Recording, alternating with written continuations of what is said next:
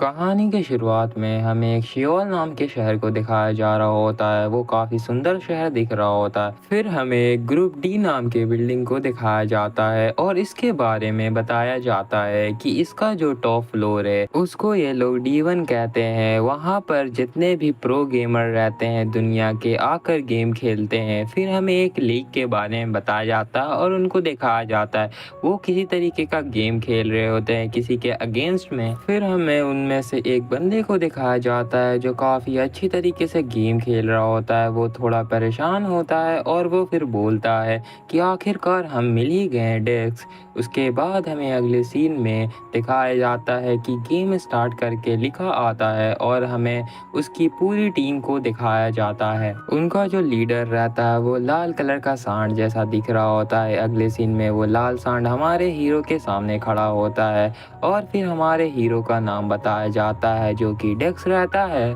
फिर वो बंदा बोलता है कि ये आदमी काफ़ी ज़्यादा शो ऑफ करता है। आज हम इसे बता ही देंगे कि हमारी टीम नंबर 1 क्यों है। फिर वो लाल सांड चिल्लाते हुए हमारी एमसी की ओर दौड़ जाता है। हमारा एमसी उसे देखकर रिएक्ट नहीं करता उस वक्त। फिर हमारा एमसी अपनी स्वॉर्ड को दिखाता है और एक स्लैश लगाता है। एक ही स्लैश में जो वो लाल सांड रहता है उसका हाथ कट के फेंका जाता है और वो काफ़ी ज़ोरों से चिल्लाने लगता है। और उसके जो टीममेट रहते हैं उनमें से एक लड़की बोलती है ऐसा कैसे हो सकता है, उसने एक अटैक में हमारे लीडर का हालत ख़राब कर दिया। और जो दूसरा बंदा रहता है वो बोलता है तुम घबराओ नहीं, मैं अपने लीडर को बचाने जा रहा हूँ। और वो बंदा अपना डेगर निकाल के अपनी पावर यूज़ करता है जिससे वो गायब हो जाता है। और फिर वो हमारे एमसी के पीछे चला जाता है। ऐसा सोचता है कि मैं उसे पीछे से मार दूंगा, मगर जो हमारा एमसी रहता है उसे देख लेता है और फिर अपना खतरनाक अटैक उस पर कर देता है जिसकी वजह से वो बंदा वहीं मारा जाता है। फिर हमें एक मुच्छर आदमी को दिखाया जाता है। वो बोल रहा होता है ऐसा नहीं हो सकता, इसने हमारे 2 मेन अटैकर और डिफेंडर को मार डाला एक ही अटैक में। और उसके साथ जो बंदा खड़ा होता है वो बोल रहा है अरे ऐसा कुछ नहीं, वो उससे हम जीत सकते हैं, अगर हमने अपने फॉर्मेशन पर काम किया तो हम उसे ज़रूर जीतेंगे। फिर हमारे एमसी को दिखाया जाता है वो काफ़ी तेज़ी से दौड़ते दौड़ते इन लोगों की तरफ बढ़ रहा होता है। इनके टीम के जो टैंकर रहता है हमारे एमसी को रोकने का पूरा ट्राई करता है और बाकी के जो लोग रहते हैं वो भी इस पे अटैक करने के लिए तैयार हो जाते हैं। मगर जो हमारा एमसी रहता है वो काफ़ी खतरनाक स्लैश लगाता है और इन सब का बैंड बजा डालता है। फिर हमें उसी बंदे का सीन दिखाया जा रहा होता है। वो काफ़ी घबराया हुआ होता है और घबराते हुए बोलता है कि उसने हम सभी को मार डाला, हम 5 थे और वो अकेला, फिर भी हम कैसे हार गए। तभी हमें D1 का फ्लैग दिखाया जाता है जो बीच से कट जाता है और हमारे एमसी को दिखाया जाता है जो उस तलवार के फटे चिटे के बीच में तलवार गाड़े खड़ा होता है। वो काफ़ी कूल लग रहा होता है। वो बंदा पूरा कांपते हुए बोलता है कि आखिर कौन हो तुम।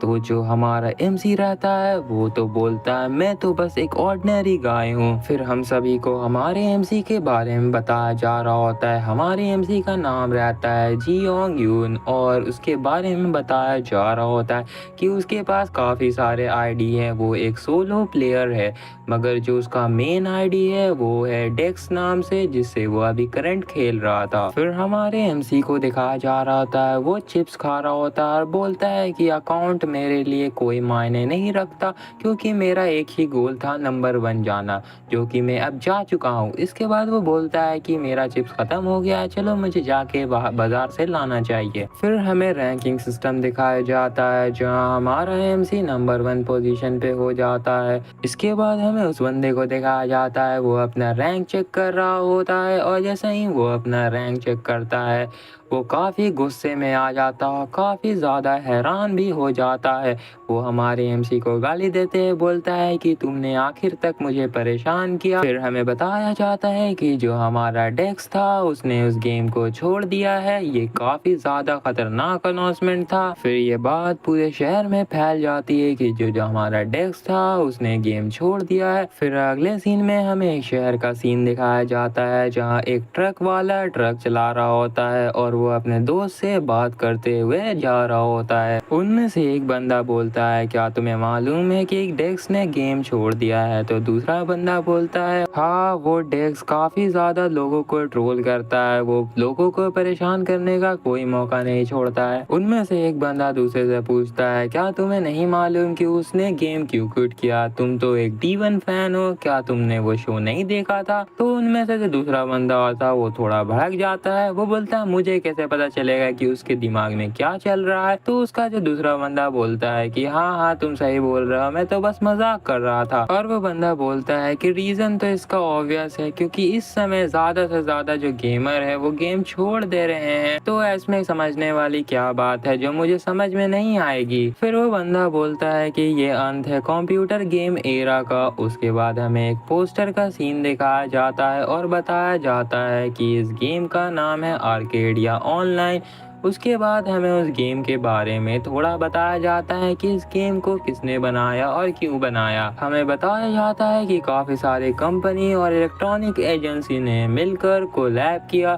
कुल मिला के 3 कंपनी थी जिन्होंने कोलैब किया इस प्रोजेक्ट को बनाने के लिए, और बना दिया उन्होंने एक ड्रीमर जो कंप्यूटर को पूरी तरीके से बदल देगी। वो लोग हमें बताते हैं कि ये जो ड्रीमर है ये पूरी तरीके से एक वर्चुअल रियलिटी गेम है। इसमें एक रियल वर्ल्ड जैसा आपको फीलिंग आएगा। फिर उस गेम के एआई को दिखाया जाता है जो हमें बता रही होती है कि क्या तुम बोर हो गए हो डेली एक तरीके के गेम खेल कर कंप्यूटर पर, तो तुम्हारे लिए मैं लेके आई हूँ एक ऐसी अपॉर्चुनिटी जहाँ तुम एक वर्ल्ड में खेल सकते हो। नाइट पॉसिबिलिटी है कुछ भी होने का। फिर एक काफ़ी खूबसूरत सिटी को दिखाया जाता है। फिर वो एआई हम लोग को बोलती है कि मैं यहाँ तुम सभी का इंतज़ार करूँगी पूरे इटर्निटी तक। फिर हमें उन ट्रक ड्राइवरों को दिखाया जाता है, वो बोल रहे होते हैं कि हम अपने आखिरी कस्टमर के पास पहुँच गए हैं, लेकिन इसका हालत देखते हुए ऐसा तो नहीं लगता है कि ये इस चीज़ को अफोर्ड भी कर सकता है। और हमें हमारे एमसी का टूटा फूटा घर दिखाया जाता है। फिर हमारे एमसी को दिखाया जाता है, वो काफ़ी ज़्यादा खुश हो रहा होता है और बोलता है कि ये आखिरकार यहाँ आ ही गया। और वो बोलता है कि मेरा अपना ड्रीमर यहाँ आ ही गया। फिर हमारे एमसी को दिखाया जाता है, वो बता रहा होता है अपना नाम और बोलता है कि इस साल में 20 का हो गया, और वो अपना जो डेक्स नाम का आईडी रहता है उसे डिलीट कर रहा होता है। लेकिन वो हम लोग को बताता है कि मैं आज अपनी आईडी डिलीट कर रहा हूँ क्योंकि अब मेरे पास ड्रीमर आ चुका है। उसके बाद अगले सीन में हमें दिखाया जाता है कि हमारा जो एमसी रहता है वो अपना गेम स्टार्ट कर देता है और वो उस ड्रीमर में जाकर लेट जाता है। फिर अगले सीन में हमारा एमसी उस गेम में लॉगिंग हो जाता है और वो बोलता है कि मैं इस ब्रांड न्यू वर्ल्ड में आखिरकार आ ही गया। और हमारे एमसी को दिखाया जाता है वो आसमान में होता है और नीचे से पूरा आर्केडिया गेम दिख रहा होता है। और हमारा एमसी बोलता है आखिरकार मैं यहाँ आ ही गया, और वो काफ़ी ज़्यादा खुश हो रहा होता है। फिर अगले सीन में हमें बताया जा रहा होता है कि जो गेम वर्ल्ड होता है वो काफ़ी अलग होता है। जो डेवलपर होते हैं गेम का, वो गेम में काफ़ी सारी चीज़ें डालते हैं जो काफ़ी हिडन रहता है, जैसे कि कोई ऐसा भी चीज़ डाल सकते हैं कि प्रैंक वाला चीज़, जिससे जो गेमर रहेगा वो प्रैंक हो जाएगा। और कुछ ऐसी चीज़ें भी डाल सकते हैं जो एक गेमर पे काफ़ी स्ट्रॉन्ग इम्पैक्ट डाल देता है। इस तरीके के चीज़ को ये ईस्टर एग कहते हैं, और इन चीज़ों को हिडन पीस भी कहा जाता है जो बाकी सभी चीज़ों से अलग होता है। फिर हमारे एमसी को दिखाया जाता है, वो बोल रहा होता है मैं अपने आप को तुम्हारे हवाले करता हूँ। फिर हमें उस एआई को दिखाया जाता है जिसका नाम बताया जाता है एलिस। फिर जो एलिस रहती है वो बोलती है जी हाँ मास्टर। फिर हमें एक बुक को दिखाया जाता है और हमें वर्चुअल रियलिटी के बारे में बताया जाता है, और हमें बताया जाता है कि जो वर्चुअल वर्ल्ड है वो काफ़ी ज़्यादा क्लोज है रियलिटी के, क्योंकि इसमें जो हमारा ब्रेन रहता है उसको डायरेक्टली मशीन के साथ कनेक्ट कर दिया जाता है, और जितने भी हमारे सेंसेस रहते हैं उसको डिजिटलाइज कर दिया जाता है। और हमारे एमसी को दिखाया जाता है वो धीरे धीरे आगे बढ़ रहा होता है। और हमें बताया जाता है कि इस एक्सपीरियंस को इनेबल कर दिया गया है। हमें बताया जाता है कि ये गलत नहीं है अगर कोई कह रहा है कि ड्रीमर, क्योंकि अब ये जो ड्रीमर कॉन्सेप्ट है वो एक असलियत बन चुका है। तभी हमें एक चमकते हुए क्रिस्टल को और जगह को दिखाया जाता है जहां हमारा एमसी पहुंच चुका था। वहां पर काफी सारे प्लेयर हो रहे होते हैं, वो लोग इधर उधर भाग रहे होते हैं और हमारा एमसी बीच में खड़ा होता है। फिर हमारा एमसी अगले सीन में आगे बढ़ने लगता है और हमारा एमसी जब आगे जा रहा होता है तो वो काफी सारे लोगों को देख रहा होता है। उसमें से एक लड़की बोल रही होती है कि डेली क्वेस्ट स्टार्ट हो गया है, सभी पार्टी को 100 न्यूक्लियर स्लाइम को मारना है। और जो दूसरी लड़की रहती है वो बोलती है कि मैं पोशन को रख लेती हूँ अपनी एनर्जी के रिस्टोर करने के लिए। और काफी सारे लोग भी उन्हें देख रहे होते हैं। फिर एक बंदा बोलता है कि मैं आयरन ओर की तलाश में हूँ, अगर कोई मुझे बेच देगा वो 50 ब्रोंज में तो मैं ले लूंगा। हमारा एमसी ये सब सुन के थोड़ा परेशान हो जाता है और वो बोलता है कि यहाँ आखिर चल क्या रहा है। फिर अगले सीन में हमारे एमसी साइड में जाके अपने स्टेटस विंडो को ऑन करता है और हमें बताया जाता है कि हमारे हीरो का लेवल 1 है, उसका नाम डेक्स है और उसके पास कुछ नॉर्मल इक्विपमेंट होते हैं। और हमारा एमसी अपने स्टेटस विंडो को देख के बोलता है कि ये इतना भी कॉम्प्लिकेटेड नहीं है जितना मैंने सोचा था। फिर हमारे एमसी के सामने एक क्वेस्ट आ जाती है जिसमें उसको एक स्लाइम को मारना होता है। उसको देख के हमारा एमसी बोलता है कि ये एक बिगनर क्वेस्ट है। फिर अगले सीन में हमें स्लाइम को दिखाया जाता है और हमारा एमसी बताता है कि ये काफी ज्यादा मुश्किल है एक प्रिसाइज मूवमेंट यूज करना आर्केडिया गेम में, इसलिए हमें कुछ स्किल दिए गए हैं जिसकी मदद से हम काफ़ी आसानी से मूव कर सकते हैं। फिर हमें 3 स्किल के बारे में बताया जाता है, उनमें से जो पहला रहता है उसका नाम डैश रहता है, दूसरा बैक स्टेप और तीसरा स्लैश। इसके बाद हमारे एमसी को दिखाया जाता है, वो बोलता है कि इसके बावजूद मैं काफ़ी ज़्यादा गिफ्टेड हूँ एबिलिटी में। और वो अपने स्वॉर्ड को पकड़ता है और एक काफी खतरनाक स्लैश मारता है जिससे वो स्लाइम मारा जाता है। फिर एक नोटिफिकेशन आ जाता है कि तुम्हारा क्वेस्ट कंप्लीट हो गया है। हमारा एमसी काफी खुश हो जाता है और वो बोलता है कि इसकी शुरुआत हो गई है, अब मुझे अगले क्वेस्ट पर जाना चाहिए और वो अपना न्यू क्वेस्ट को देखने लगता है। अगले सीन में हमारा एमसी बोलता है कि मेरे रास्ते में जो भी आएगा मैं उस सब चीज़ को कंप्लीट कर लूँगा। उसके बाद उसको अगला मिशन मिल जाता है, उसमें उसको 100 बुक को पढ़ना होता है। ये देख के जो हमारा एमसी रहता है वो काफ़ी कंफ्यूज हो जाता है। फिर हमें अगले सीन में एक लाइब्रेरी का सीन दिखाया जा रहा होता है। हमें उस लाइब्रेरी का नाम हिडेन पब्लिक लाइब्रेरी बताया जाता है। वहाँ हमें 2 लड़कियों को दिखाया जा रहा होता है। उनमें से एक लड़की दूसरी लड़की को बोलती हो, देखो उस बंदे को, वो काफ़ी अलग दिख रहा है। तो वो जो दूसरी लड़की रहती है उसको बोलती है कि इसमें क्या अलग है। तो वो जो लड़की रहती है वो उसको बताती है कि ये जो बंदा है वो काफ़ी दिनों से यहाँ बुक पढ़ रहा है। तो वो जो ब्लू बाल वाली लड़की रहती है वो बोलती है, तुम क्या चाहती हो कि लाइब्रेरी में लोग आके क्या करें, वो यहाँ के बुक ही तो पढ़ेंगे ना। तो जो वो पिंक बाल वाली रहती है वो थोड़ा गुस्से में आके बोलती है, तुम ऐसे बात नहीं करोगी, तुम्हें कुछ नहीं मालूम है। क्योंकि क्विस्ट के वजह से कई सारे लोग यहाँ आते हैं लेकिन वो कोई भी रैंडम बुक बोरो कर लेते हैं और उसका कुछ पेज पलटने के बाद यहाँ से चले जाते हैं। और वो बोलती है कि क्या तुमने किसी ऐसे बंदे को देखा है जो इस बुक को पूरा वर्ड टू वर्ड रीड करे। फिर अगले सीन में हमारे एमसी को दिखाया जाता है, वो काफ़ी थका हुआ होता है। वो बता रहा होता है कि मैं इस अनोइंग गेम को कंप्लीट कर ही के रहूँगा चाहे मुझे कुछ भी हो जाए। फिर हमें उस ब्लू बाल वाली लड़की को दिखाया जाता है, वो बोलती है कि ये यहाँ ज़्यादा देर तक टिक नहीं पाएगा। फिर हमारे एमसी को दिखाया जाता है, वो उस ब्लू बाल वाली लड़की के पास जाता है और उसको बोलता है, क्या आपके पास इस बुक का वॉल्यूम 2 होगा क्या। फिर हमें उस ब्लू बाल वाली लड़की को दिखाया जाता है, वो काफ़ी ज़्यादा परेशान हो रही होती है। वो उस हमारे एमसी को बोलती है कि क्या क्या तुम्हें इसका वॉल्यूम 2 किस लिए चाहिए। और वो अपने मन में सोच रही होती है कि इसने इस बुक को इतनी जल्दी पढ़ भी लिया। तो हमारा एमसी उसको बोलता है कि मुझे इसमें कुछ ज़्यादा इंटरेस्टिंग चीज़ मिल गई है, इसलिए मुझे इसका वॉल्यूम 2 चाहिए ताकि मैं जान सकूँ कि उसमें क्या लिखा हुआ है। तो जो वो चल ब्लू बाल वाली लड़की रहती है वो बोलती है कि इंटरेस्टिंग, इसमें तुम्हें ऐसा इंटरेस्टिंग क्या मिल गया है? तो हमारा एमसी उस ब्लू बाल वाले लड़की को बताता है कि ये जो बुक है वो आर्केडिया के हिस्ट्री पर लिखा गया है और वो कुछ बताता है कि ये जो बुक है वो एंशिएंट रिमनेंट एड्रिन पे है। तो वो जो लड़की रहती है ये सुन के काफ़ी हैरान हो जाती है। फिर अगले सीन में हमें उस बुक का सीन दिखाया जाता है और वो लड़की बोलती है, ये रहा इसका वॉल्यूम 2, तुम ज़रूर से इसे रिटर्न कर देना जब तुम्हारा काम हो जाए।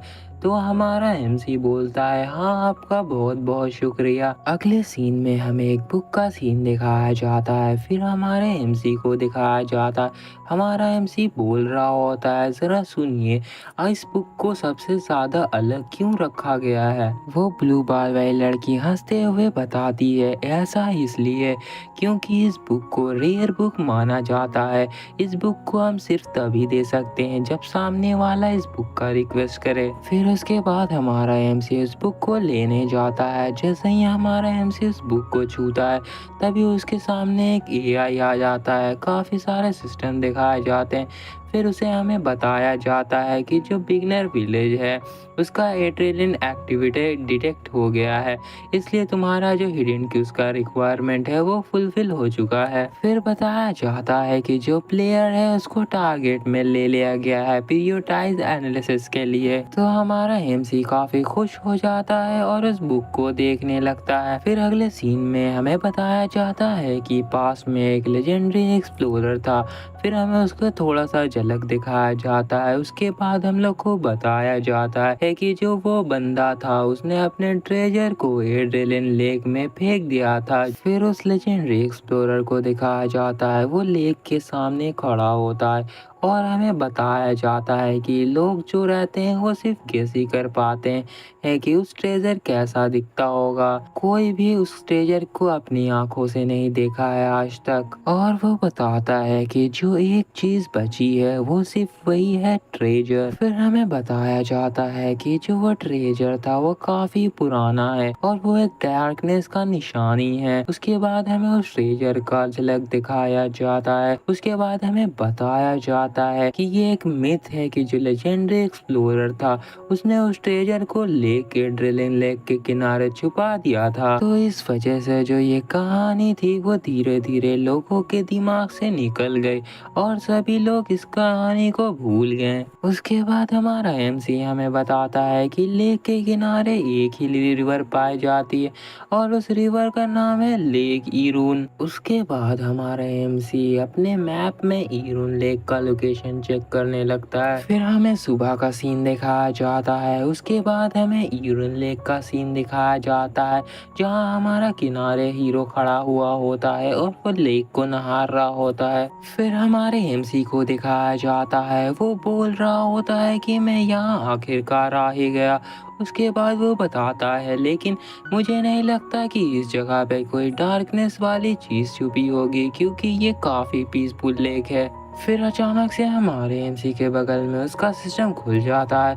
हमारा एमसी अचानक से उस तरफ देखता है, वो काफ़ी हैरान हो जाता है। फिर हमें क्विज दिखाया जाता है। पहला क्विज रहता है कि तुमने अपना रिक्वायरमेंट पूरी तरीके से कंप्लीट कर लिया है। दूसरे में रहता है कि समनिंग क्विज रहता है। तीसरे में जो रहता है वो बताता है कि जो तुम्हारे क्विज का लेवल है वो बी हो गया है और जो तुम्हारा इम्पैक्ट लेवल है वो ए हो गया है। और अगले में बताया जाता है कि तुमने जो क्यूज लेवल है वो बी प्लस हो चुका है। और बताया जाता है कि ट्रिगर्ड में जो तुम्हारा मेन सिनेरियो आ चुका है और बोला जाता है कि जो डेक्स है उसका अपग्रेड हो चुका है लेवल। प्रियोरिटी एनालिसिस भी अपग्रेड हो चुका है और उसको बोला जाता है कि तुम्हारा न्यू क्विस्ट अवेलेबल है। और हमारा जो एमसी रहता है इतने सारे क्विज को एक साथ देख के काफी ज्यादा हैरान हो जाता है। वो अपने हाथ से अपने आंखों को ढक लेता है, वहाँ काफी ज्यादा रोशनी हो जाता है। फिर उसका पहला क्विज उसके सामने खुल जाता है, वहाँ लिखा होता है लेवल बी प्लस क्विज। उसमें उसको डार्कनेस को ट्रेस करना होता है। फिर हमारे एमसी को दिखाया जाता है, वो बोल रहा होता है कि मैं अभी अभी बी प्लस पर आ चुका हूँ। मैं इतनी जल्दी इस गेम में इतना ज़्यादा रैंक प्लस कर लिया हूँ। और वो बोलता है कि अगर मैं एक हाई लेवल का भी रेड क्विज कंप्लीट करता तब भी मेरा जो रैंक है वो सी ही रह जाता। फिर हमारा एमसी काफ़ी ज़्यादा मुस्कुराने लगता है और वो बोलता है ये काफ़ी ज़्यादा इंटरेस्टिंग हो रहा है। फिर हमें शाम के समय उस सुंदर से लेक को दिखाया जाता है। फिर अचानक से हमें उस लेक के अंदर ले जाया जाता है। हम उस लेक के अंदर देख पाते हैं एक अजीब किस्म के क्रिएचर को जो उसके अंदर लेटा होता है। ऐसा लग रहा होता है कि वो एक पत्थर का मूर्त बना हुआ है। फिर हमें दिखाया जाता है एक पहाड़ का सीन और हमारे एमसी को दिखाया जा रहा होता है। वो उस पहाड़ के बीचों बीच रहता है और वहाँ से जा रहा होता है। उसके बाद हमारा एमसी बोलता है कि मुझे यहाँ कोई भी चीज़ सस्पिशियस नहीं दिख रही है। इसका मतलब यहाँ कुछ नहीं है, अब मुझे यहाँ से चलना चाहिए। उसके बाद हमारा एमसी लेक को देख रहा होता है और वो हमें बताता है कि इस लेक के नीचे ही वो पेंडेंट होगा ज़रूर। उसके बाद हमारा एमसी तैयार हो जाता है और वो बोलता है चलो ठीक है, अब मैं इस नदी में कूदने के लिए पूरी तरीके से तैयार हूँ। उसके बाद हमारा एमसी डैश स्किल का इस्तेमाल करता है और वो एक खतरनाक जंप उस नदी में मार लेता है। फिर हमारा एमसी उस नदी के नीचे आ जाता है और वो देखता है और वो बोलता है ऐसा कैसे हो सकता है, ये नदी तो काफी छोटी है मगर इसका गहराई इतना ज्यादा कैसे है। फिर हमें उस नदी का गहराई को दिखाया जाता है, वो काफी ज्यादा गहरा होता है। फिर अगले सीन में हमें आर्केडिया का कोरियन ब्रांच दिखाया जाता है। वहाँ का डायरेक्टर रहता है, वो बोल रहा होता है क्या तुम मुझसे मजाक कर रहे होते हो, और हमें स्क्रीन पे वार्निंग दिखाया जा रहा होता है। फिर हमें उस डायरेक्टर को दिखाया जा रहा होता है, हमें उसके बारे में बताया जाता है कि वो जनरल मैनेजर है आर्केडिया गेम का कोरियन ब्रांच में। और हमें दिखाया जाता है कि वो डायरेक्टर बोल रहा होता है ये सब क्या हो रहा है, अभी तो यही गेम लॉन्च हुआ था और लॉन्च होते के साथ इस गेम का जो मेन क्यूज थे उसे किसी ने एक्सेप्ट कर लिया है। और वो बंदा हमें बताता है कि एनालिसिस टीम के हिसाब से जो प्लेयर था उसने गेम का एक मेन एलिमेंट को टैकल कर लिया है, जिसकी वजह से एक नया सिनेरियो क्रिएट हो गया है। और वो बंदा काफी हैरान होता है और वो काफी कंफ्यूज भी लग रहा होता है और वो बताता है कि किसी एक एलिमेंट की वजह से एक प्लेयर ने पूरे गेम को हिला दिया है। और जो उसका असिस्टेंट रहता है वो घबराते हुए बोलता है कि हमें पूरी तरीके से नहीं मालूम कि ये इसी बंदे ने किया है। फिर जो डायरेक्टर रहता है वो बोलता है कि मुझे इस रिपोर्ट को जल्द से जल्द बॉस को देना होगा। फिर वो बोलता है कि मुझे इस पे ध्यान रखना होगा ताकि जो डिपार्टमेंट है इस पे जल्द से जल्द एक्शन ले और ये एक इमरजेंसी सिचुएशन है। वो अपने असिस्टेंट को ये सब बता रहा होता है और उसका असिस्टेंट बोलता है जी हाँ सर मैं समझ गया। फिर हमें दिखाया जाता है कि जो डायरेक्टर रहता है वो उस वार्निंग स्क्रीन पर देख रहा होता है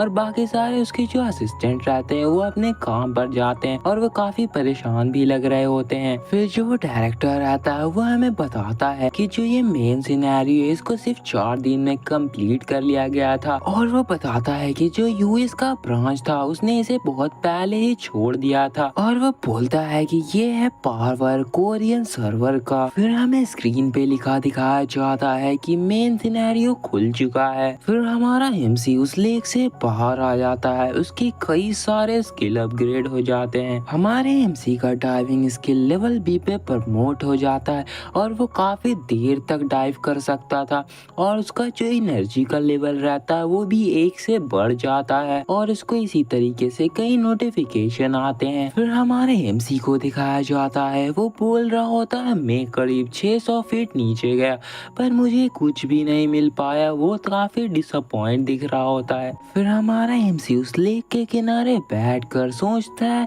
कि क्या मुझे हार मान लेनी चाहिए। फिर हमारा एमसी हमें बताता है कि इस गेम को चालू हुए काफी समय नहीं हुआ है मगर कई सारे प्लेयर हैं जो काफी मेहनत कर रहे हैं कि वो सबसे ज्यादा आगे आ पाए। और वो बताता है कि एक तरफ मैं हूँ जो अपना समय बर्बाद कर रहा हूँ अपने डाइविंग स्किल को अपग्रेड करने में, और वो काफ़ी गुस्सा होता है और वो बताता है कि उसके कैप्सूल का जो मंथली इंस्टॉलमेंट है वो 920,000 वॉन है हर महीने। तो उसने सोचा था कि वो इसे पे कर देगा अपने आइटम जो भी ड्रॉप होता है गेम में उसको बेच करके। और वो बोलता है कि अगर मैं इसी तरह करता रहा तो मुझे काफ़ी मुसीबत होगा 1 मिलियन वॉन को इस महीने तक जमा करने में। और वो काफ़ी उदास दिख रहा होता है। फिर अचानक से हमारे एमसी के सामने हिडन क्यूस्ट का नोटिफिकेशन आ जाता है। हमारा जो एमसी रहता है वो बोलता है कि एक हिडन क्यूज क्रिएट हो गया है, वो भी सिर्फ मेरे लिए। अब जो चीज़ें हैं वो काफ़ी ज़्यादा कॉम्प्लिकेटेड होती जा रही। अगर इसका रिवॉर्ड काफ़ी ज़्यादा अच्छा ना हुआ तो मेरे लिए काफ़ी दिक्कतें हो जाएंगी। हमारा एमसी मुस्कुराते हुए बोलता है कि मैं एक गेमर हूँ तो मुझे इसे एक अपॉर्चुनिटी की तरह लेना चाहिए, मुझे इसे बिल्कुल भी मिस नहीं करना चाहिए। और वो बोलता है चलो ठीक है मैं वापस से स्टार्ट करता हूँ। फिर हमें सिलिकॉफ हेडक्वार्टर को दिखाया जाता है। फिर हमें चेयरमैन का ऑफिस दिखाया जाता है जहाँ हमें बताया जाता है कि जो चेयरमैन है उसका नाम जेनिका पॉल है। फिर हमें जेनिका पॉल को दिखाया जाता है जो सो रही होती है। फिर जो जेनिका रहती है वो काफी अचानक से उठ जाती है और वो जैक को बोलती है कि मैंने सुना है कि जो कोरिया में मेन सिनेरियो को स्टार्ट कर दिया है किसी ने, मुझे उसके बारे में पूरा डिटेल चाहिए। फिर हमें जैक को दिखाया जाता है वो किसी तरीके का एआई लग रहा होता है। वो बताता है कि कोरिया के किसी एक इंसान ने उस हिडन क्लू को फाइंड कर लिया है बिगनर विलेज में। और वो बताता है कि एलिस के अकॉर्डिंग जो वो बंदा था वो डायरेक्टली मेन सिनेरियो से मिला हुआ है। और जो जेनिका रहती है वो काफ़ी परेशान हो जाती है। वो बोलती है कि मुझे तो कुछ ऐसा नहीं याद है कि मैंने कोई ऐसा एलिमेंट बिगनर विलेज में लगाया होगा। और जो जैक रहता है वो बोलता है ऐसा हमने नहीं किया, ये सब उसने किया है। और हमें उस मिस्टीरियस आदमी को दिखाया जाता है। ये सुन के जो जेनिका रहती है वो काफ़ी गुस्से में आ जाती है। वो उस आदमी को काफ़ी गाली देती है और अचानक से वो अपना टैबलेट उठा लेती है और उसमें वो कोई चीज़ को खोजने लगती है। और वो बोलती है कि मुझे ये चीज़ मिल गया। उसके बाद वो हमें बताती है कि ये एक हिडन क्लास का बेवकूफ़ बंदा है, इसके पास ना ही कोई लेवल है और ना ही कोई अटैकिंग पावर। इस तरह तो ये इस गेम को सही से खेल भी नहीं पाएगा। फिर जो जैक रहता है वो जेसिका को बताता है कि हाँ तुम सही बोल रही हो, लेकिन इसके पास एक रेयर एबिलिटी होती है। ये सुन के जो जेसिका रहती है वो बोलती है कि एक रेयर एबिलिटी, तुम क्या बात कर रहे हो। फिर जो जेसिका रहती है वो ध्यान से हमारे एमसी के स्टैट्स को पढ़ती है। तभी वो काफ़ी ज़्यादा हैरान हो जाती है और वो घबराने लगती है। और फिर वो चिल्लाती है, बोलती है नो वे। वो काफ़ी ज़ोर से चिल्लाती है कि उसके पूरे सिलिकॉफ ब्रांच में आवाज़ फैल जाती है। फिर हमें 10 दिन बाद का सीन दिखाया जा रहा होता है उस लेक का जहाँ हमारा एमसी उस नेकलेस को खोज रहा होता है। फिर अचानक से हमारे एमसी का हाथ दिखाया जाता है जिसके हाथ में वो नेकलेस रहता है। उस नेकलेस को फाइनली फाइंड ही कर लिया। और हमारा एमसी खुशी में बोलता है कि आखिरकार मैंने इसे फाइंड कर लिया। और उसके कई सारे स्किल जो रहते हैं वो अपग्रेड हो जाते हैं। फिर हमारे एमसी के पास उसका सिस्टम पॉपअप हो जाता है और वो बताता है कि तुम्हारा जो क्विज था वो कंप्लीट हो चुका है, इसके रिवार्ड में तुम्हें वो नेकलेस मिल रहा है। फिर हमें उस नेकलेस ऑफ डार्क लाइट के बारे में बताया जाता है। हमें बताया जाता है कि एक मिस्टीरियस एंशिएंट पास्ट का ट्रेस इसमें पाया जाता है। ये काफ़ी ज़्यादा खतरनाक है, इसे इस्तेमाल करने से पहले तुम इसके बारे में काफ़ी बार सोच लेना। फिर हमें उस नेकलेस को दिखाया जाता है। हमारा एमसी बोलता है तो ये है वो नेकलेस।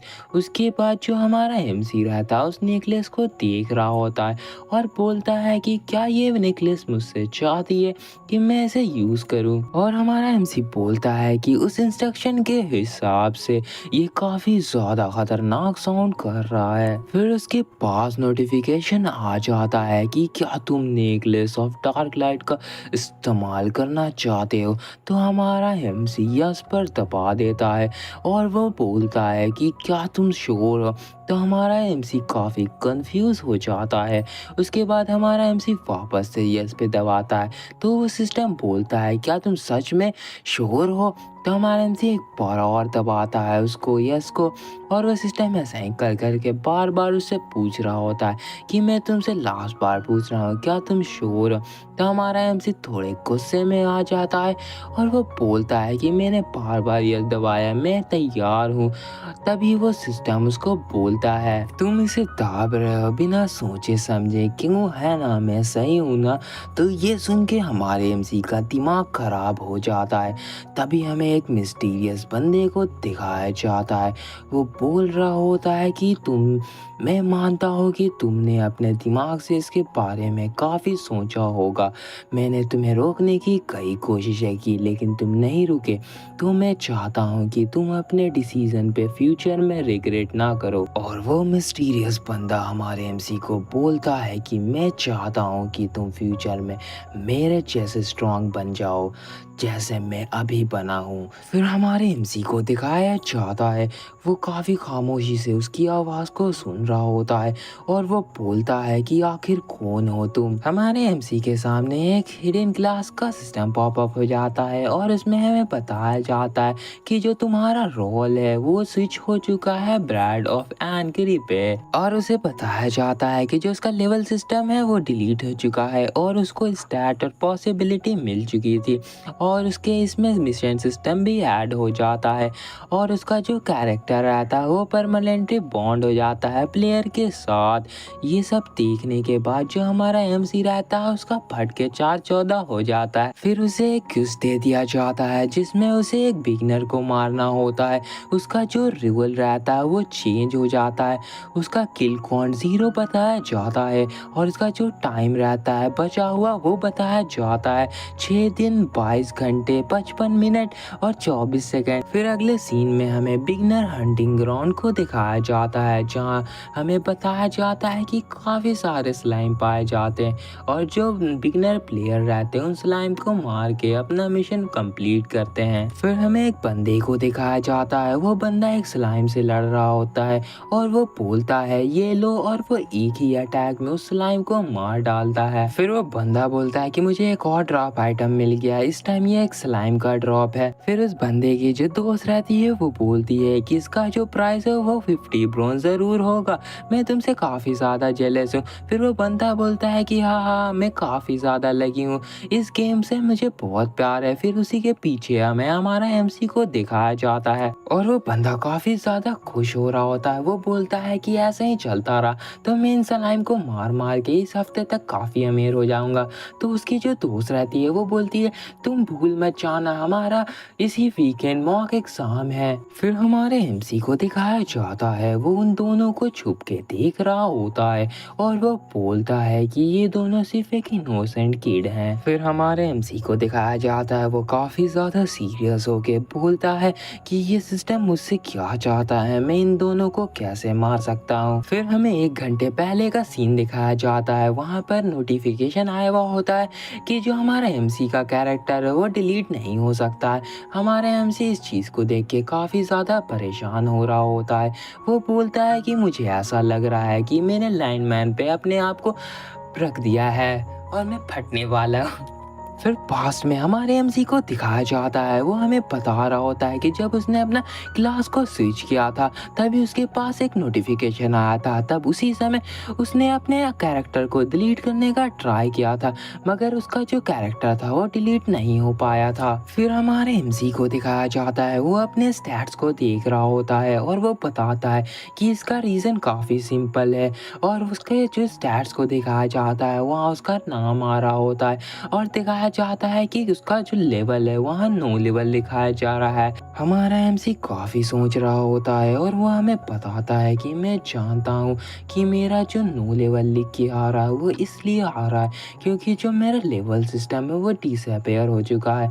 और वो हमें बताता है कि जो लेवल सिस्टम होता है वो सबसे ज़्यादा बेसिक होता है किसी भी गेम सिस्टम का। फिर हमारा एमसी हमें बताता है कि अगर किसी बंदे का लेवल 12 है तब वो काफ़ी काफ़ी ज़्यादा ख़तरनाक है क्योंकि जो मेरा सिविल सिस्टम है वो गायब हो चुका है। इसका मतलब मेरा जो ग्रोथ पोटेंशियल है वो एक जगह पे रुक चुका है। इसका मतलब मेरे और बाकी सबके बीच का जो गैप है वो धीरे-धीरे बढ़ता जाएगा। जैसे-जैसे वो लोग अपना लेवल अप करेंगे, उनका जो लेवल है मुझसे काफ़ी ज़्यादा हाई हो जाएगा। इसका मतलब मेरे और उनके बीच में इन्फिनाइटली गैप होता जाएगा। फिर जो हमारा एमसी रहता है वो काफ़ी हैरान हो जाता है। वो बोलता है कि उस बंदे ने कहा था कि मैं अपने एबिलिटी का काफ़ी अच्छी तरीके से इस्तेमाल करूं, मगर उसने ये भी कहा था कि जैसे वो अपनी शक्तियों का इस्तेमाल करता है वैसे ही मैं करूं। मगर मुझे ऐसा लगता है कि वो जो बंदा था वो मुझसे कुछ भी बकवास कर रहा था। फिर वो अपने मन में सोचता है कि लेकिन मुझे हार नहीं मानना। फिर हमारे एमसी को दिखाया जाता है वो आसमान की ओर देखते हुए लेटा होता है और वो कहता है ऐसे लेटे रहने से कुछ भी बदलेगा नहीं। फिर हमारा एमसी बोलता है कि यहाँ से वापस जाने का कोई भी रास्ता नहीं है क्योंकि मैंने हिडन क्लास चुना है। अब मुझे कुछ ना कुछ तो करना ही होगा और वो बोलता है कि मैं श्योर हूँ कि इसका इस्तेमाल मैं किसी ना किसी तरीके से ज़रूर ही कर लूँगा। फिर अगले सीन में हमारा एमसी अपने स्टेटस विंडो को खोल लेता है और वो हमें बताता है कि चाहे मैं जितनी देर भी अपने स्टेटस विंडो को खोल लूँ, इसमें कुछ भी ऐसा फाइंड करने के लिए जिससे मुझे मदद मिल सके। हमारा एमसी हमें बताता है कि उसने कुछ ऐसा खोज लिया है जो काफ़ी अलग है। उसके बाद अगले सीन में हमें दिखाया जाता है प्लॉसिबिलिटी को जो ज़ीरो होता है। उसके बाद हमारा एमसी सोच रहा होता है प्लॉसिबिलिटी और बोलता है कि इसके बारे में अगर मैं सोचूं तो ये क्या है। उसके बाद हमें प्लॉसिबिलिटी के बारे में कई चीज़ें बताई जाती हैं। उसके बाद हमें बताया जाता है कि इसके मदद से जो अपना यूज़र है वो अपने एबिलिटी को इंक्रीज कर सकता है इस वर्ल्ड में काफ़ी ज़्यादा। उसके बाद हमें बताया जाता है जो यूज़र है वो आर्टिफिशियली जो लॉ है इस वर्ल्ड का अपने स्टैट के मदद से उसको डिस्ट्रॉय भी कर सकता है। इसके बाद जो उसका स्टैट्स रहेगा वो परमानेंटली डिस्ट्रॉय हो जाएगा। फिर हमारे एमसी को दिखाया जाता है इसको ज़्यादा कुछ समझ में नहीं आता तो वो बोलता है कि ये क्या बकवास चीज़ है। उसके बाद उसके सामने एक विंडो पॉपअप हो जाती है और उसमें उसका एक न्यू मिशन मिल जाता है। फिर हमारा एमसी उस मिशन को देख के काफ़ी ज़्यादा हैरान हो जाता है। उस मिशन में उसे एक बिगनर प्लेयर को मारना होता है जिसने अभी तक अपना रोल चेंज नहीं किया गया है और उसका किल काउंट 0 बताया जाता है। उसके पास 6 दिन 23 घंटे 55 मिनट और 24 सेकंड बचे होते हैं। इसके बाद हमें प्रेजेंट टाइम में हमारे एमसी को दिखाया जाता है जो उस पेड़ के पीछे छुप के उन दोनों बंदों को देख रहा होता है। फिर हमारा एमसी उन दोनों को देखते हुए सोच रहा होता है क्या मुझे इन दोनों को मार देना चाहिए जिन्हें ये भी नहीं पता कि मैं इन्हें मारने वाला हूँ। और वो सोचता है कि इस मिशन की वजह से गेम ऑपरेशन में ज़्यादा कुछ प्रॉब्लम होना तो नहीं चाहिए। हमारा एमसी काफ़ी सीरियस हो जाता है और वो बोलता है अब मैं क्या करूं। फिर हमारे एमसी को दिखाया जाता है वो बोलता है छोड़ो हटाओ मैं चाह ही कर देखता हूँ। तभी हमारा एमसी अपनी लाल कलर की स्वॉर्ड निकाल लेता है। उसमें से काफ़ी ज़्यादा डिमोनिक ऑरा निकल रहा होता है। हमारा एमसी बोलता है तुम बच्चों मुझे ज़्यादा हिट मत करना और हमारा एमसी डैश स्किल का इस्तेमाल करके उन लोग की ओर बढ़ने लगता है और वो बोलता है कि मैं कुछ गलत नहीं कर रहा, मैं गेम रूल के हिसाब से ही चल रहा हूँ।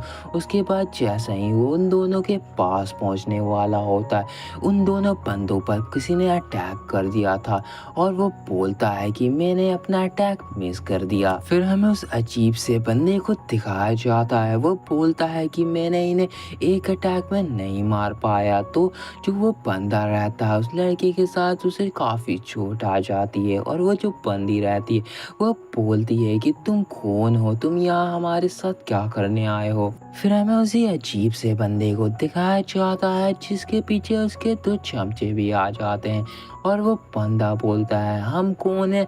हम हैं इस जो हंटिंग ग्राउंड के जो ओनर है वो हम हैं। उसके बाद वो हँसने लगता है और वो बोलता है तुम लोगों को परमिशन किसने दे दी हमारी प्रॉपर्टी पे आके हंट करने का? फिर हमारे एमसी को दिखाया जाता है वो बोलता है कि यहाँ क्या चल रहा है? अब ये लोग कौन है? वो बोलता है ये तो एक सिर्फ ओपन वर्ल्ड बेटा गेम है। फिर हमें उस लड़की को दिखाया जाता है वो थोड़ा इमोशनल होते हुए गुस्से में बोलती है कि ये एक बिगनर ग्राउंड है, ये किसी की प्रॉपर्टी नहीं है, तुम लोग यहाँ हमारे साथ ज़बरदस्ती कर रहे हो। फिर वो लड़की चिल्लाते हुए बोलती है कि हमें तुम्हारे परमिशन लेने की कोई ज़रूरत नहीं है। तभी वो बंदा गुस्से में आ जाता है और वो बोलता है कि तुम अपना ज़बान को बंद करो और उसे डराने लगता है और वो बोलता है कि तुम मेरे कानों में काफ़ी दर्द कर रही हो। फिर हमें उस अजीब बंदे के बारे में बताया जाता है, हमें बताया जाता है कि उसका लेवल 12 है और उसका नाम क्रेजी मंकी है और वो जो बंदा रहता है वो उन दोनों बच्चों को धमकाने लगता है। वो बोलता है कि तुम दोनों बच्चों सीहोल के हो है ना, और इसी तरीके से उन्हें धमकाने लगता है और वो बोलता है कि इसी हफ्ते तुम्हारा एग्ज़ाम भी है ना, तुम लोग हाई स्कूल में पढ़ते हो। ये सुनने के बाद जो वो बंदा रहता है वो काफ़ी घबरा जाता है। फिर जो वो हाई स्कूल का बंदा रहता है वो घबराते हुए बोलता है कि ये इसकी तो रेड आईडी है, इसका मतलब इसने कई सारे प्लेयर को मारा है और वो चिल्लाते हुए बोलता है कि ये तो एक प्लेयर किलर है। उसके बाद जो वो लड़की रहती है वो काफ़ी ज़्यादा घबरा जाती है और ये बोलती है इसका नेम तो प्लेयर किलर है। मैं तो काफ़ी ज़्यादा वो डर जाती है। उसके बाद वो बंदा बोलता है कि तुमने सही समझा बच्चों। फिर हमें उन तीनों अजीब बंदों को दिखाया जाता है वो काफ़ी डरावनी हंसी हंस रहे होते हैं और उन बच्चों को बोलते हैं कि अगर तुम्हें मरना नहीं है तो यहाँ से भाग जाओ।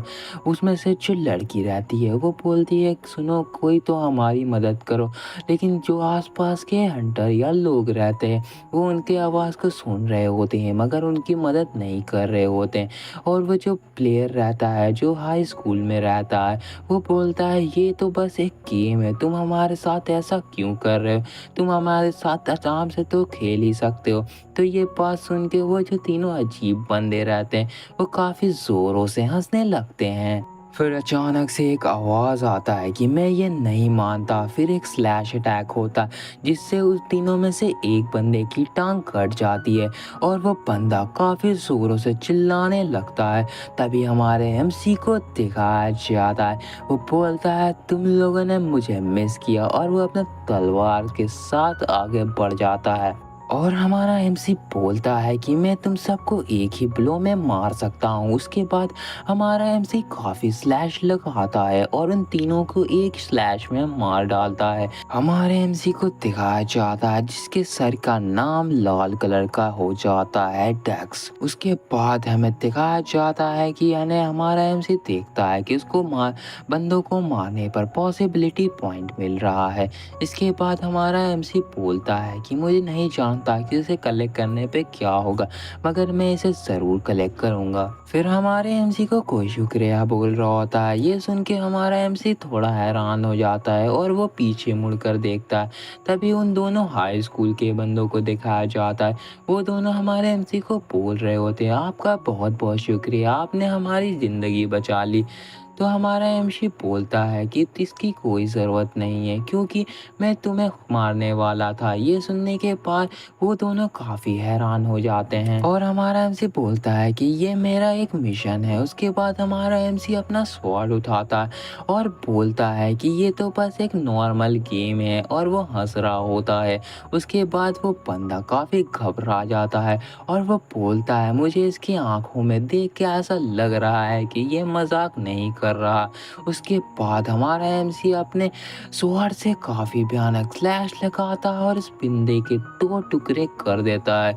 वो बंदा चिल्ला रहा होता है और हमारे एमसी को पॉसिबिलिटी पॉइंट मिलता है और दिखाया जाता है शायद उसने उन दोनों बंदों को मार दिया था और फिर हमारा एमसी कूल अंदाज में खड़ा होता है। फिर हमारा एमसी हंसते हुए बोलता है कि अब किसकी बारी है। उसके बाद हमारा एमसी पीछे मुड़ता है और काफ़ी डेविल स्माइल में बोलता है कि तुम लोग को कोई टेंशन लेने की ज़रूरत नहीं है, तुम अपने पारी के आने का ज़रूर इंतज़ार करना। उसके बाद वो बोलता है कि किसी को कोई ऑब्जेक्शन है। ये सुन के वहाँ पे जितने लोग होते हैं वो काफ़ी घबरा जाते हैं। फिर हमें सिर्फ चिल्लाने की आवाज़ दिखाई जाती है। उसके बाद हमें बताया जाता है कि उस दिन के बाद एक र्यूमर फैल गया था कि एक जो हंटर है वो सभी पिगनर को मार रहा है, और हमारी एमसी को दिखाया जाता है जो काफ़ी डेविल स्माइल दे रहा होता है। बाकी सब लोग उसको देखकर वहाँ से भाग रहे होते हैं। उसके बाद अगले सीन में हमारे एमसी को दिखाया जाता है जो खून से लदा होता है और काफ़ी ज़्यादा डरावनी हंसी दे रहा होता है, और हमें बताया जाता है कि उस दिन के बाद एक बात पूरी जगह फैल गई कि एक पागल प्लेयर जो अपना दिमाग को भूल गया है और सभी लोगों को मार रहा है। फिर हमें एक चांदनी रात का सीन दिखाया जाता है जहाँ एक उल्लू एक पेड़ पर बैठा होता है। फिर हमें उस उल्लू के आँख में दिखाया जाता है जहाँ हमें दिखता है कि एक बंदा डरते हुए भाग रहा होता है। वो बंदा काफ़ी ज़्यादा डरा हुआ होता है, वो काफ़ी ज़्यादा चिल्ला रहा होता है। वो बोल रहा होता है कि कोई तो मेरी मदद करो, और वह यही बोल कर दौड़ रहा होता है। तभी उसका पैर एक पत्थर में फंस जाता है और वो गिर जाता है। तभी उस बंदे के सामने नोटिफिकेशन आता है जिसमें लिखा होता है कि एबनॉर्मल इंजरी पाई गई है, आपका जो मूवमेंट स्पीड है इसको घटा दिया गया है। ये देखने के बाद वो बंदा और ज़्यादा घबरा जाता है। उसके बाद वो बंदा जब पीछे मुड़ता है तो उसके पीछे काफ़ी डरावना आंखों को दिखाया जाता है, और उस झाड़ियों में से हमारा एमसी निकलता है जिसे देखकर वो बंदा पूरा खौफ में चला जाता है, और हमारा एमसी उसे डराने के लिए और डेविल स्माइल दे रहा होता है। इसके बाद वो बंदा बोलता है कि तुम मुझे हर्ट नहीं कर सकते, तुम यहाँ किसी भी एनिमल की तरह मुझे मार नहीं सकते। वो बंदा बोलता है कि तुम मुझे मारने का ट्राई क्यों कर रहे हो। तभी हमारा एमसी अपने स्वॉर्ड को निकालता है और उस बंदे को मारने ही वाला होता है।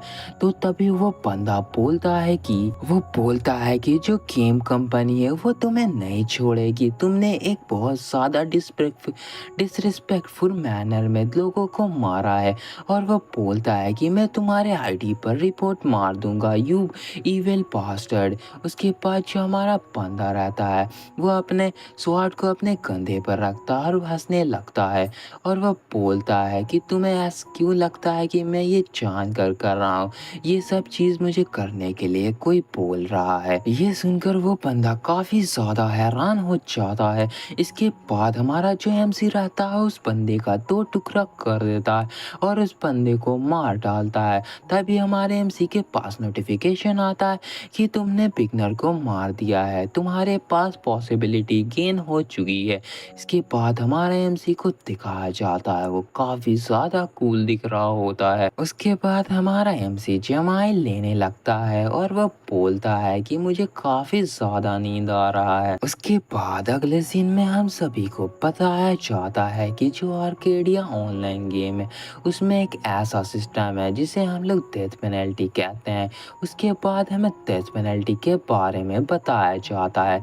हमें बताया जाता है इसकी मदद से जो यूज़र है उसकी आईडी को 24 आवर तक रिस्ट्रिक्ट कर दिया जाता है, माने बैन कर दिया जाता है। इस सिस्टम को इसलिए बनाया गया था ताकि जो गेम एडिक्शन है वो लोगों में ज़्यादा ना बढ़ पाए। जो इस गेम का जिस लोगों को भी लत लग रहा है उनको काफ़ी देर तक इस गेम से अलग कर दिया जाए। फिर हमें उस बंदे की आवाज़ सुनाई जाती है जिसको हमारे एमसी ने अभी अभी मारा था। वो चिल्लाते हुए बोल रहा होता है, उसने मेरी आईडी को रिस्ट्रिक्शन में कैसे डाल दिया जबकि मैं ही विक्टिम था, मुझे ही उस बंदे ने मार दिया, उस रूड बंदे ने। उसके बाद हमें अगले सीन में Arcadia online customer service department का सीन दिखाया जाता है, जहाँ कई सारे एम्प्लॉय काम कर रहे होते हैं। वो काफ़ी ज़्यादा बिजी होते हैं, उनके पास लगातार कॉल आ रही होती है। उसके बाद हमें डायरेक्टर को दिखाया जाता है, जो बोल रहा होता है कि इस वर्ल्ड में क्या हो रहा है। तभी उसका असिस्टेंट बताता है कि सर, इस समय पे बहुत ज़्यादा नंबर ऑफ कंप्लेन कॉल आ रही है उस प्लेयर क्लियर किलर के वजह से। फिर डायरेक्टर को दिखाया जाता है, वो बोलता है कि प्लेयर किलर, हमारे पास इतना समय नहीं है कि हम इस पर दे सके।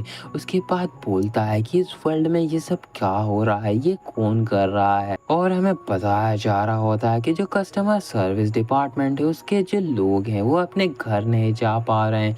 उसके बाद हमें डेस्क का स्टेटस विंडो दिखाया जाता है, जहाँ पर उसका पॉसिबिलिटी 1025 हो चुका था। और अगले सीन में हमारा एमसी हमें बताता है कि उसने अभी तक 1025 पीपल को मार डाला है। और वो बोलता है कि ये इतना भी बुरा नहीं है, मगर मुझे 2 दिन से नाइट में जागना पड़ रहा है। और वो जमाए लेते हुए बोलता है कि ये काफी ज्यादा मुश्किल काम है। और हमारा एमसी हमें बताता है कि उसने अभी जितने भी लोगों को मारा है, उसकी वजह से उसको काफी ज्यादा इमोशनल ट्रोल किया जा रहा है। फिर हमारा एमसी बोलता है कि इसके बावजूद ये सही नहीं लगता, क्योंकि मैं इतने लोगों को मार रहा हूँ गेम के लॉन्च होने के बाद ही। इसकी वजह से गेम के ऑपरेशन में काफ़ी ज़्यादा दिक्कत हो रहे होंगे। और वो बोलता है कि लेकिन मुझे इस तरीके के क्यूज फिर क्यों ही दिए जा रहे हैं। और हमें उसका क्यूज दिखाया जाता है जो सेम रहता है, और उसमें उसके पास 4 दिन 20 घंटे 32 मिनट और 1 सेकंड बचे होते हैं। और वो बोलता है छोड़ो हटाओ, मैं इसका फिक्र नहीं करता। फिर अचानक से हमारे एमसी को कोई आवाज़ सुनाई देती है। ये सुनकर हमारा एमसी पीछे घूमता है। जब वो पीछे घूमता है तो वो देखता है कि बहुत सारे स्लाइम उसके पास आए हुए हैं। फिर हमें उस स्लाइम को दिखाया जाता है, जो हमारे एमसी को देख के काफ़ी ज़्यादा खुश होता है। और हमें बताया जाता है कि जो ये स्लाइम है, इसको तुमने कई सारे खतरों से बचाया है, और तुम्हारा जो स्लाइम क्लैन के साथ रिलेशन है वो काफी हद तक सुधर गया है। और हमारा एमसी ये देखकर काफी ज्यादा हैरान हो जाता है, और वो सभी स्लाइम हमारे एमसी पर कूद जाते हैं और उसे प्यार करने लगते हैं।